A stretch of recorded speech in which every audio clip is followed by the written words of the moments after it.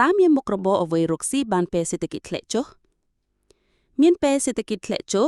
ក៏មានកម្រិតនៃឱកាសសម្រាប់អាជីវកម្មដែលមានស្ទង់ភាពនៅមូលដ្ឋានបដិញ្ញជាតិសម្រាប់ស្រស់ជីវិតតែម្ដងខាងក្រោមនេះជាក្រុមអាជីវកម្មដែលប្រហែលជាអាចរីកចម្រើននៅក្នុងស្ថានភាពចុះសេដ្ឋកិច្ចធុរកិច្ចសេវាកម្មសំខាន់សុខាភិបាលមនុស្សតែងតែត្រូវការទទួលសេវាសុខាភិបាលមិនថាសេដ្ឋកិច្ចដល់ណាលើពីនេះការចិញ្ចឹមមនុស្សចាស់និងយុតិកម្មថែទាំក៏ត្រូវការការឡើងជាបន្តបន្ទាប់គុណណែនិងធនាគារជួយក្នុងការត្រួតពិនិត្យដំណើរការហិរញ្ញវត្ថុការប្រាក់អត្រាវិភាគយ៉ាងយកចិត្តទុកដាក់អាជីវកម្មជួសជុលនិងថែទាំជួសជុលឡានមនុស្សជ្រើសរើសកំណត់ខ្លាយជាលើកសេរីលើពីលក់ឡានថ្មីបំពង់ទឹកសង្គ្រោះអគារសេវាដែលមនុស្សមិនអាចព្យាយាមរឹងហ្វង់បាននៅពេលមានបញ្ហាទូរស័ព្ទឬអគារខូចផ្នែកផ្គត់ផ្គង់ជីវិតប្រចាំថ្ងៃហាងអាហារ